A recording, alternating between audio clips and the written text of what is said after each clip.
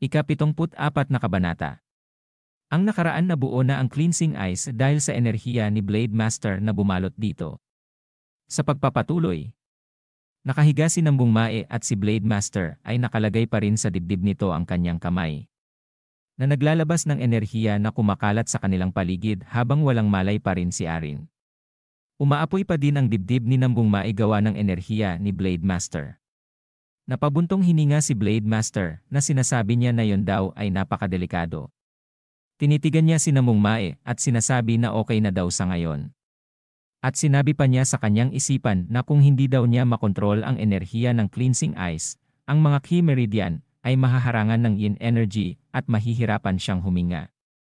Makikita si Nambung Mae na walang malay na sinasabi pa sa isip ni Blade Master na pero kung makontrol daw niya ang energy ng cleansing ice, iyon daw ay ang kanyang kapalaran na nakangiti niyang sinasabi at pagbutihin daw niya.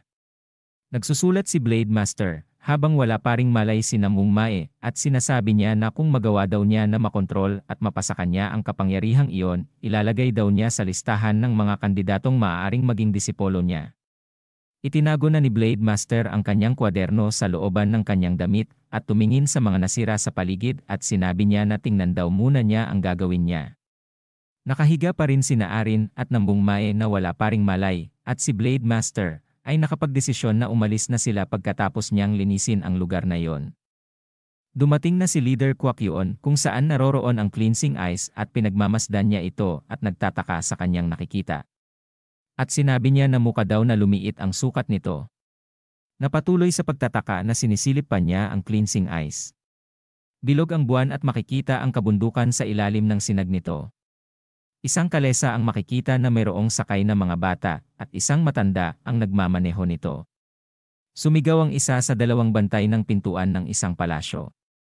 At sumigaw na dalian na daw nito dahil magagabi na. Bumaba sa kalesa ang matandang nagmamaneho at humingi ng paumanhin sa pagiging mabagal nito. Lumapit ang isa sa nagbabantay ng trangkahan at sinagi ang kanyang kamay ang likod ng matanda. Sinabi ng matanda sa may hawak na sulo na ang gulong daw nila ay nasira, kaya naman hindi na naituloy ang pagsasalita, at sinabi ng nagbabantay na huwag daw itong humarang sa kanyang dadaanan, kaya naman ito ay tumabi. Tinitingnan ng isang bantay ang laman ng kalesa, habang nakayuko ang matanda sa kanyang gilid. Sinabi ng isang bantay sa may hawak ng sulo na ano daw ang tingin nito sa mga ito. Habang tinitingnan ang mga bata na nanginginig sa takot at sinabi nito na mukhang mahihina daw sila. Sa tingin niya hindi sila magtatagal. Napamura ang kausap nitong isang bantay at winika na buwisit. Sinabi pa nito na papagalitan na naman daw sila. Sinabi ng may hawak na sulo na bantay sa matanda na old man. Sumakay na daw siya sa kalesa at pumasok na daw sila sa loob. Tumugon at sumunod ang matanda na sinabi na okay sir. Makikita ang kalesa na papasok na sa trangkahan ng palasyo. Bumaba na ang mga bata na may kadena sa mga paa. Naglalakad ng nakayuko ang mga bata habang sinasabi ng bantay na magmadali silang maglakad. Tumingin ang bantay sa kanyang gilid at sinabi sa matanda na bago daw siya umalis, ang mga bangkay daw ay dalhin niya muna sa labas. Tiningnan ng matanda ang mga bangkay na nakasalansan, na nakahiga sa lupa na may takip ang mga katawan. Sinabi ng matanda sa bantay na siya na daw ang bahala dito kaya naman ay huwag na itong mag-alala. Yumuko ang matanda at ang dalawang bantay ay sinamahan na ang mga bata sa looban ng palasyo. Naiwan ang matanda na nag-iisa tumingin ng seryoso at naglakad paunahan at nagpalit ng itsura ang matanda at naging matikas na binatang lalaki. Ito pala ay si Black Flower Information Manager na si Black Osmanthus o tinatawag kong Olive. Sinasabi nito na ito daw ang lugar kung saan naibenta kamakailan ang pinakamaraming key point exploding pills. Sinabi pa niya na ang una daw niyang gagawin ay kukunin niya ang mga bata at tingnan kung ano ang kanilang pinaplano. Nakatayo lang ito at biglang mabilis na nawala. Napunta na ang eksena sa basement, makikita ang malakas na apoy kung saan ang mga taong nakasabit sa pader ay may sintomas na kumain ng exploding pills. Isang matanda ang nasa harapan ng mga nakasabit na mga lalaki. Sinasabi ng matanda na may mga epekto pa rin ito sa mga taong walang inner strength. Ang matanda ay nagsusulat sa kwaderno at sinasabi na ang kasunod ay hindi na ituloy ang pagsasalita niya dahil sumigaw ang taong nakakain ng exploding pills sa kanyang harapan. Tiningnan lang ito ng matanda habang nagpupumiglas ang taong nakakain ng exploding pills. Tumawa ng mahina at tiningnan ito at sinabi niya na ang kadena daw na nakalagay sa kanya ay yari sa special na bakal, kaya naman ay pagbutihin niya sa kanyang pagpupumiglas. Sinabi ng matanda sa kanyang alalay na pakainin pa daw ng isa pang exploding pills ang isang pasaway na batang ito. Tumugon at sinabi ng alalay na okay, masusunod daw. Makikita ang exploding pills na nakasalansan sa isang lalagyan na hawak ng alalay. Si Olive na nagpalit ng itsura ay nanunood pala sa itaas at sinasabi sa kanyang isip na kaya daw pala dito sila nag-eksperimento ng epekto ng key point na exploding pills sa ilalim ng lupa. Kung ang lugar na ito ay tumatalakay sa dami ng mga pills, sigurado daw siya na mahahanap niya ang pinagmulan ng mga pills. Tinawag ng bantay ang matanda at agad namang ito napalingon sa bantay. Sinabi ng bantay na ito na ang bagay na kararating lang at lumaki ang mga mata at natatakot ang mga bata. Sinabi ng matanda na mga bata daw pala. Makikita ang itsura ng matanda na may itsurang kakaiba na may binabalak. At ito ay may naisip na sinabi na okay sa tingin daw kailangan daw niya makita kung ano ang mangyayari sa mga bata kung kakainin nila yon. Kumuha ng isang exploding pills ang matanda at sinusubo sa bata, ang bata ay natatakot dito. Nagagalit na ang matanda at sinabi sa bata na bilisan na niyang ngumanga habang nakatingin ang bata sa matanda at naginginig. Biglang may dumating na isa pang bantay at sinuntok ang palad sa kanyang kamao at gumalang ito na sinasabi na nandito sila kasama ang key point exploding pills. At makikita ang matanda na ngumingiti ng masama at patanong pa niyang sinabi na kung dumating na ba sila. Siya daw mismo ang makikipagkita sa kanila. Nagulat si Olive na sikreto silang minamanmanan sa taas at sinabi niya sa kanyang sarili na sino daw iyong mga tao na yon. Sinabi ng matanda sa isang bantay na siya daw ay babalik mamaya. Kaya naman ay pakainin niya ng exploding pills ang mga bata. Tumugon ang bantay na sinabi sa matanda na masusunod daw ito, sir. Tinitingnan ni Olive na binago ang kanyang itsura na paalis na ang matanda. At sinabi pa niya sa kanyang isip na kailangan daw niyang sundan ang matandang iyon at ito ay mabilis na tumalon. Ang bantay ay susubuan na ng exploding pills ang bata na humihingi ng tulong. Sinabi ng bantay sa bata na manahimik daw ito. Sisihin daw niya ang kanyang magulang na siya ay ebinenta. Sinabunutan na ng bantay ang bata at sinabi nito na buksan na daw nito ngayon ang kanyang bunganga. Na sumisigaw ang bata sa sakit na napapakinggan ni Olive habang ito ay paalis na susundan na ang matanda. Napatigil ito at sinasabi sa kanyang sarili na naawa daw siya sa mga bata, pero sa ngayon daw ay mas mahalaga ang impormasyong iyon. Naiinis pa niyang sinasabi sa kanyang isip na sa sunod daw ay ipinapangako niya na ililigtas niya sila. At si Olive ay mabilis na tumakbo. Tumingin ng masama at sinabi ng bantay na ikaw na paslit ka masyado daw itong tumatanggi. Gusto daw ba nito na masaktan pa? Hinawakan sa kuhilyo ang bata, at ang isang kamay ay sasampalin ang bata sa muka na ikinagulat nito. Sasampalin na ng bantay ang bata nang may mabilis na dumating at hinarang ang kamay. Ng kamay ng bantay. Seryoso ang muka ni Olive na hawak ang kamay ng bantay na ikinagulat nito na pinagtatakahan niya. Tinanggal ni Olive ang suot na maskara sa kanyang muka na sinasabi na kung iisipin daw, hindi na daw niya priority ang mga misyon. Dahil hindi na daw siya kasali sa Black Flower League. Sumigaw ang bantay at sinabi nito kay Olive na sino daw ang demonyong ito. At saan daw itong buwisit na to, hindi na natapos ang kanyang salita nang may dumapo na suntok sa kanyang muka. Naglalabas ng enerhiya si Olive na tinitigan na hawak niya sa kuhilyo ang bantay na wala ng malay at sinabi pa niya na ito daw ba ay naiintindihan na niya. Kahit sabihin ba daw niya sa kanya? At dito na po nagtatapos ang ika-74 na kabanata.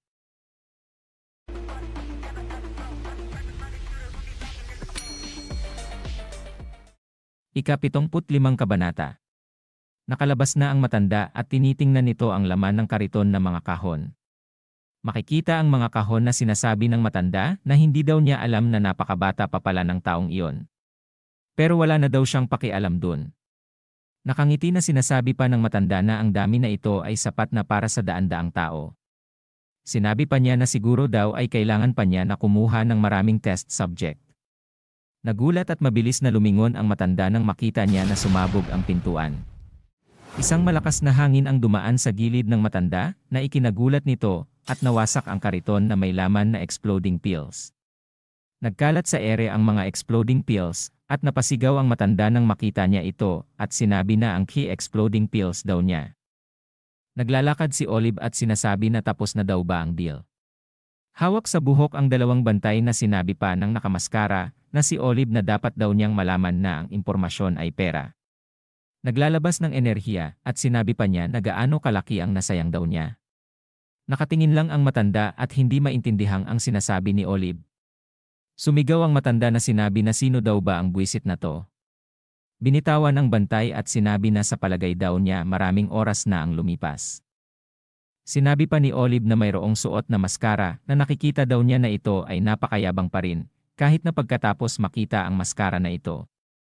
Naglabas ng enerhiya si Olive at hinarangan siya ng 3 tao na may dalang espada at sa likod ng mga ito ay ang matanda. Naglabas ng mga barya si Olive at nilagyan niya ito ng kanyang aura at sinabi niya sa mga ito na kung hindi daw nila alam ang tungkol dito, mas mabuting mamatay na lang sila. Tinira ni Olive ng bullet coin spirit technique ang mga ito at malaking pagsabog ang tumama sa mga alagad ng matanda. Sinabi ng matanda sa kanya na siya na bastardo ano daw ang ginagawa nito. Itinuro at sinabi pa ng matanda sa kanyang mga alagad na pigilan daw nila ang bastardong iyon. Agad na tumugon ang mga alagad ng matanda at tumalon ng mataas na iispadahin si Olive habang nakatayo na may hawak na barya na may aura niya. Lumiwanag ang mga mata ni Olive at tinira niya ng barya na may enerhiya at agad na nabutas ang katawan ng mga tumalon na alagad ng matanda habang nakatayo lang si Olive. Nagulat ang matanda at naginginig sa takot nang makita niya ang mga alagad niya ay nagkaputol-putol ang katawan. Naglalakad na lumalapit si Olive sa matanda na naglalabas ng enerhiya na sinasabi niya na wala daw siyang pakialam kung anong tinatrabaho niya ngunit. Hindi natapos ang pagsasalita niya dahil mabilis na pumunta sa harapan ng matanda.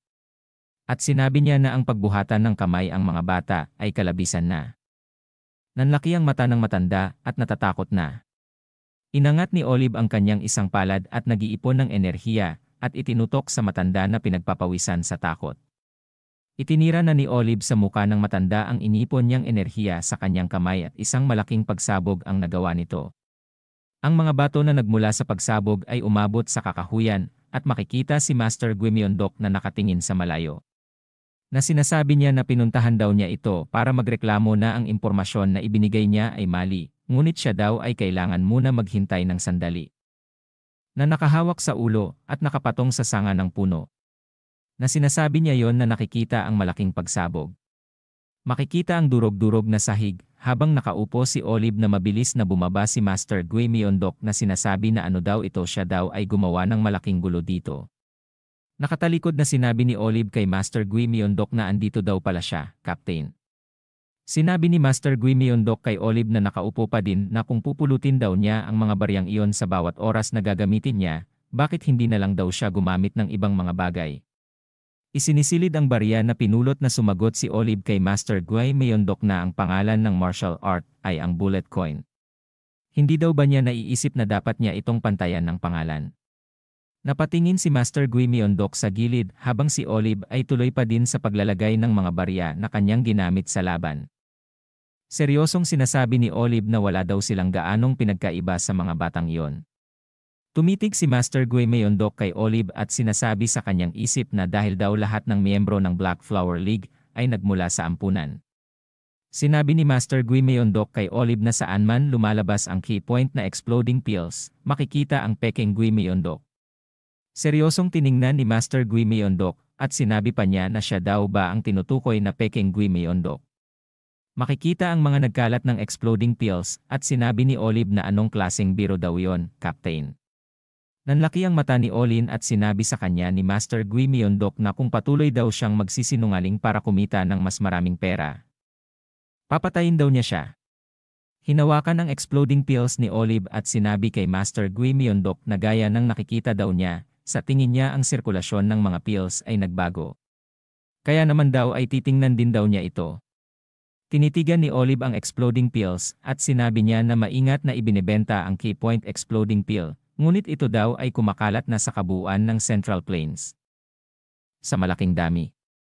Sinabi ni Master Guimyondok na nakatingin kay Olive na saka, Hindi ba ito magpapalabo ng koneksyon sa Peking Gui Myeondok? Sinabi ni Olive na tama iyan. Parang hinahabol na natin yung Peking Gui Myeondok kasi. Siya ang sospek ng malakihang pagpatay, pero ang opinyon daw niya tungkol dito. Ang key point exploding pills ang totoong sentro ng problemang ito.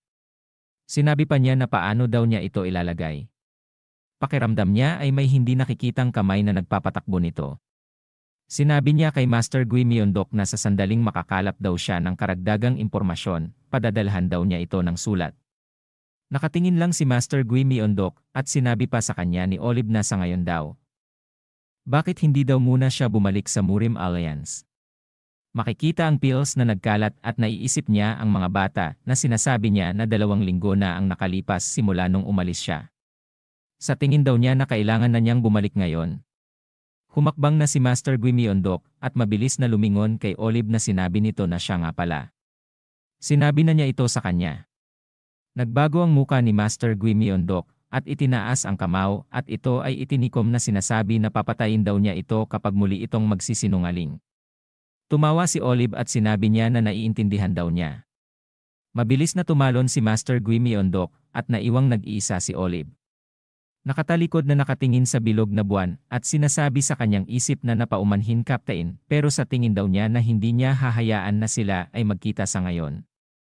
Makikita si Olive at sa likod nito ay ang Peking Gui Myeondok na sinasabi ni Olive na kailangan daw niyang hilingin sa kanya na gawin ang isang bagay.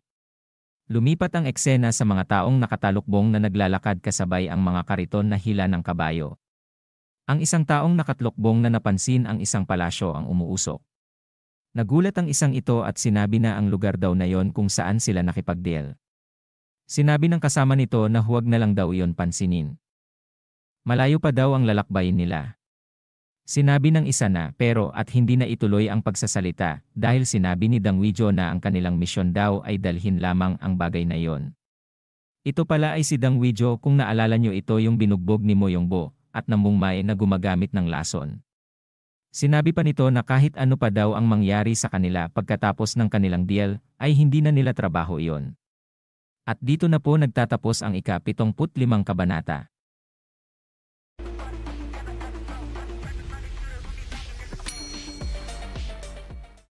Ika-76 na kabanata. Flashback. Makikita ang palasyo ng Tang family, sitwaan sa loob nito ay si Dang Weijo na nakaluhod sa harapan ng 2 tao. Ito pala ay si Higak Tang ang family head ng Tang family. Sinasabi niya kay Dang Weijo na bakit daw pinalayas ito sa White Military Academy. Pinagpapawisan na sumagot si Dang Weijo na ito daw ay dahil naputol at nag-iisip ng sasabihin. Nakayuko na sinasabi ni Dang Weijo na nahulog daw siya sa pakulo ni Mai Namgung. Kaya naman daw ay wala siyang pagpipilian kung hindi gamitin ang lason at naputol muli ang sinasabi niya nang magsalita ang kanyang ama. Na kaya sinasabi daw ba niya ngayon sa kanya na kahit ginamit na niya ang 8 deadliest poison, ay natalo pa din siya sa batang iyon na nagmula sa Namgung family. Tinitigan ng kanyang ama si Dang Weijo habang nakaluhod ito. Pagkatapos ay lumiwanag ang mga mata at malakas na sumigaw na sinasabi na gagong, buwisit na tanga. Direktang tumama ang malakas na sigaw kay Dang Weijo na kanyang ikinasuka ng dugo. Lumiliwanag ang mata ng ama ni Dang Weijo at nanginginig ito na sinasabi ng ama niya na si Jigak na ano kaya ang iisipin ng ibang tao sa Tang family natin. Higit pa dyan, pumunta daw siya dito nang hindi man lang naghihiganti. Sinisigaw pa niyang sinasabi kay Dang Weijo na siya daw ay kahihiyan ng Sichuan Tang family. Sinabi pa ng ama niya na babawiin na daw niya ang karapatan bilang isang young master. Biglang napatingin at itinaas ang ulo ni Dang Weijo at sinabi na ama. Sinabi ng ama niya na ayaw na daw niya na marinig pa ang mga paliwanag niya. At umalis na lang daw siya dito. Hindi na nagsalita si Dang Weijo at tumayo sinuntok ang kamao sa palad tanda ng paggalang at yumuko. Dahang-dahang naglalakad si Dang Weijo na nakayuko. Sinabi ng kanyang ama na ito daw ay masama.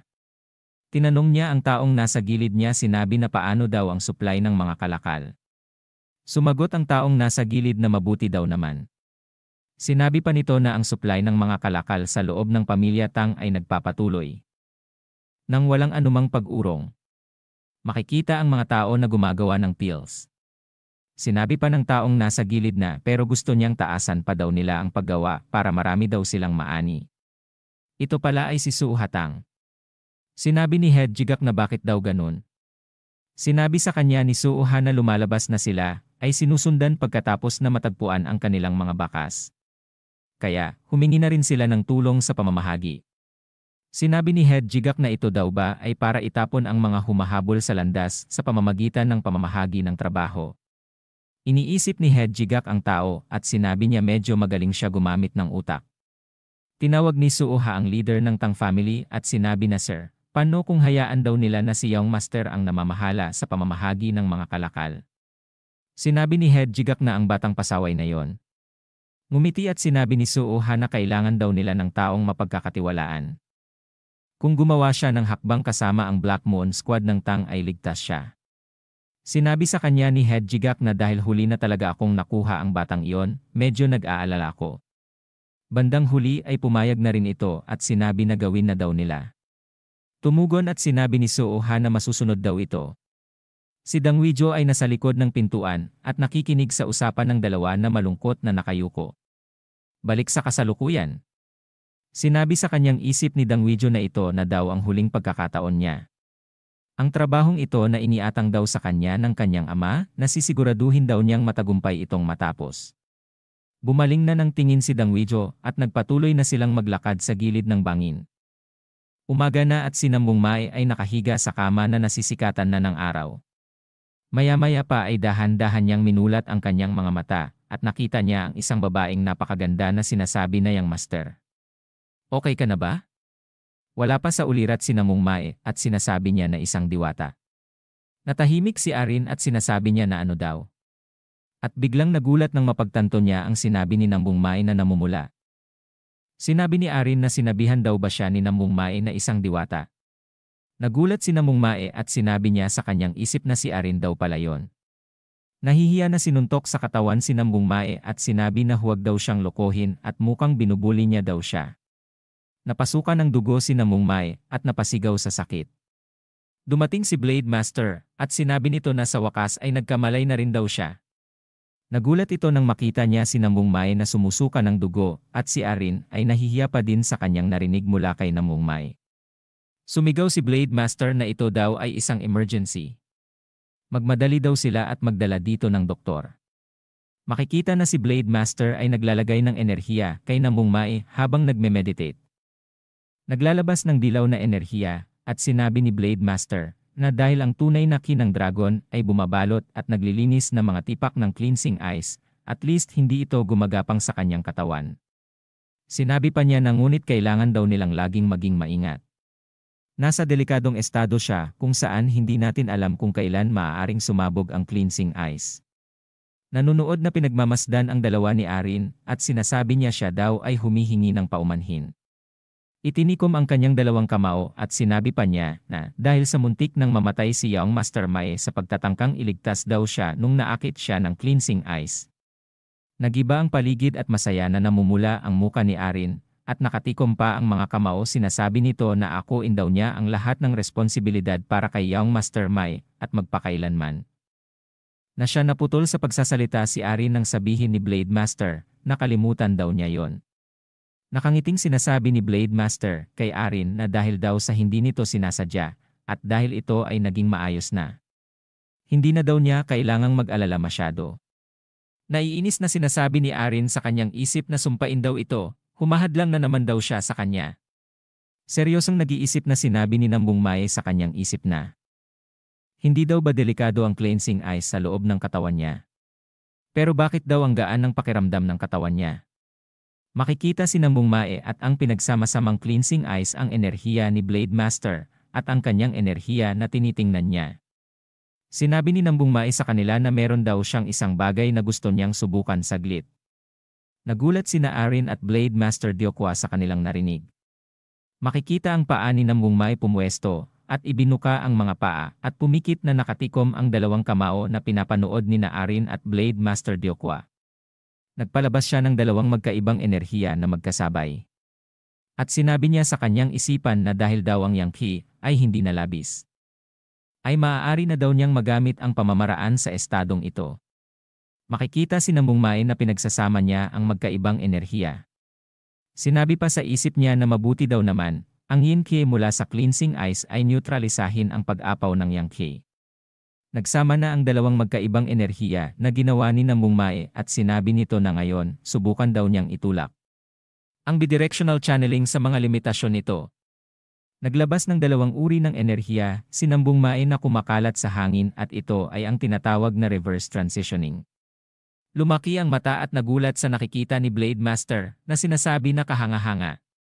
Mukhang matutuhan na niya na kontrolin sa wakas ang cleansing ice. Si Arin din ay namangha sa kanyang nakikita. Isang anino naman ang pinapanood si Nambung Mae mula sa malayo. Lumalakas ang enerhiya na inilalabas ni Nambung Mae habang pinapanood siya ng tatlo. Ito pala ay si Master Gui Myeondok na nagiba ang muka na sinasabi nito ito daw ay nakakatakot. Ano daw ang nangyayari dito? At dito na po nagtatapos ang ika-76 na kabanata.